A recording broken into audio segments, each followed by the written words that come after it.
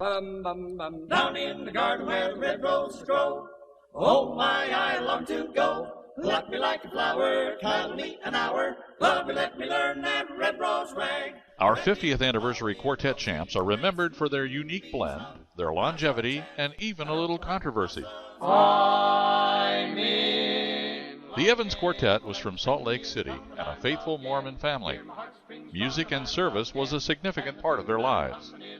When they won in Dallas on June 25, 1960, the quartet had already been singing together for 34 years. The group consisted of 9 different men spanning a total of 55 years. Oscar and Ivy Evans had 5 sons. All would sing in the quartet. Their father, Oscar Doc Evans, was in the Elgin Four, a professional vaudeville quartet that also included their uncles.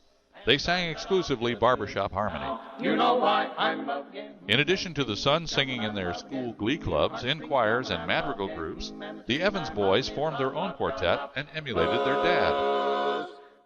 They first formed in 1926 when Turk, George, Prez, and Clary began singing around the community. They were 7, 9, 11, and 13.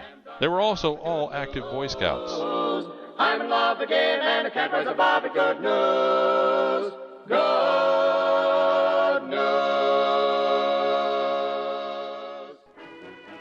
One very special quartet moment occurred September 3, 1927.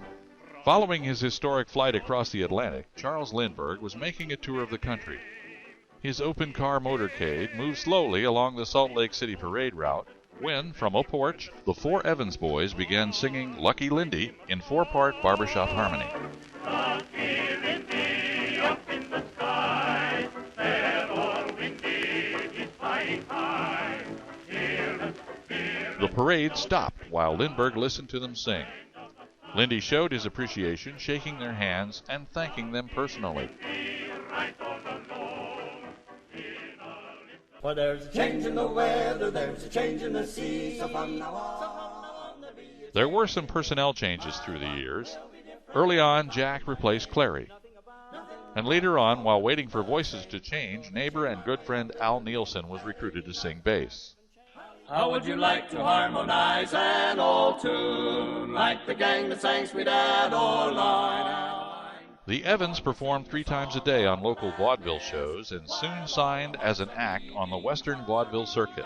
Wouldn't you like to harmonize, Bob Sally? The quartet disbanded for 2.5 years in 1937 while Prez was away serving as a Mormon missionary. The group was again held inactive for a 2-year period during World War II while they served in the armed services. Upon returning from the service and being reunited, they spent the entire night singing. Come on, let's harmonize. Come on, let's harmonize. Everybody can sing. Let the harmony ring. Let's harmonize. 15 years after Nielsen joined the Evans Quartet, they competed in the 1957 International Competition and came in 16th, 1 point short of making the semifinals. Due to work, Al Nielsen stepped down and Gene Smith joined the quartet, causing some more musical chairs and revoicing. 2 months later, they placed 3rd at district. Then they went to the 1958 International in Columbus only 8 months after the reorganization and placed 5th. In 1959, they moved up to 2nd and the silver medal and went into Dallas in 1960 ready to win. Come on and clap your hands all together. In 1960, most society quartets displayed very limited choreography in contests. The Evans Quartet was one of the first quartets to make extensive use of choreographed movement, influenced by their father's early quartet and reminiscent of their vaudeville days. They won the 1960 International Gold Medals by 386 points over 40 other top quartets and 4 future champs.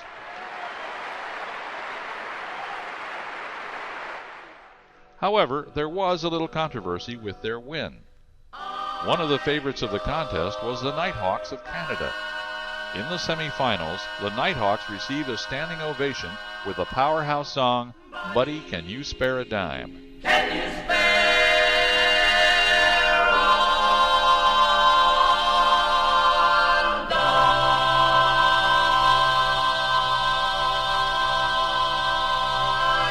After the finals, many in the audience had picked them to win. There was a large Canadian contingency in Dallas cheering on their boys.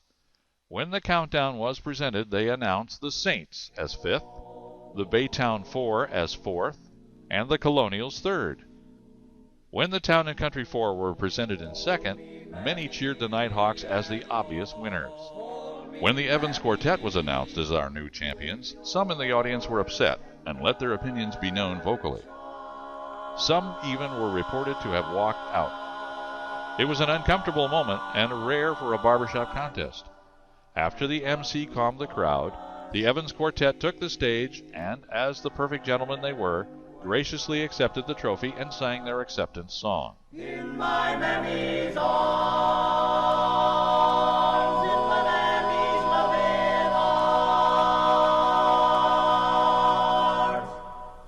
The Nighthawks finished 6th. Ring-a-ding-ding-I-da. The Evans Quartet, then in their 30th year, continued to perform for the next 21 years and went on to represent our society in grand fashion. They met many other entertainers and dignitaries during their performing career. Such notables included Irving Berlin, band leader Ted Lewis, gospel singer Mahalia Jackson, opera singer Gladys Swarthout, Grammy Award-winning jazz pianist Ramsey Lewis, Spike Jones and his City Slickers, and even President John Kennedy. They performed on The Ed Sullivan Show in 1958 and made an appearance on The Lawrence Welk Show in 1960. They met and performed for Meredith Willson and turned down his invitation to join the road tour of The Music Man. They even sang in Carnegie Hall. The Evans Quartet was a very generous group of men. On many occasions, they performed on chapter charter shows for free. It was the Evans Quartet who invited another boys' quartet from Utah to attend the 1962 Kansas City International Convention as their guest. The Osmonds made their first appearance at a Society International Convention during this trip. More musical chairs followed with several personnel changes, allowing the quartet to continue another decade. Cousin Bob Evans joined as their Barry in 1965. He also went on to win a senior quartet gold medal with One More Time in 1992. In addition to Dear Little Boy of Mine, I'd Love to Fall Asleep and Wake Up in My Mammy's Arms, the Evans signature songs also included My Wonderful One and Red Rose Rag. They appeared on 8 Society recordings, as well as 2 LPs of their own. We wish you a Merry Christmas. The Evans Quartet was the first Society quartet to release a Christmas LP. Dressed up as a Santa Claus quartet, they also appeared on the cover of The Harmonizer. As late as 1980, they were making yet another appearance as the River City School Board in their 3rd production of The Music Man. The Evans Quartet sang their last performance in Park City, Utah during the late winter of 1981, some 55 years after they first sang as a quartet. By the time they retired, they found they had performed in 47 states, Mexico, and Canada, and averaged about 200 performances a year. In their career, it's estimated they traveled over 2 million air miles.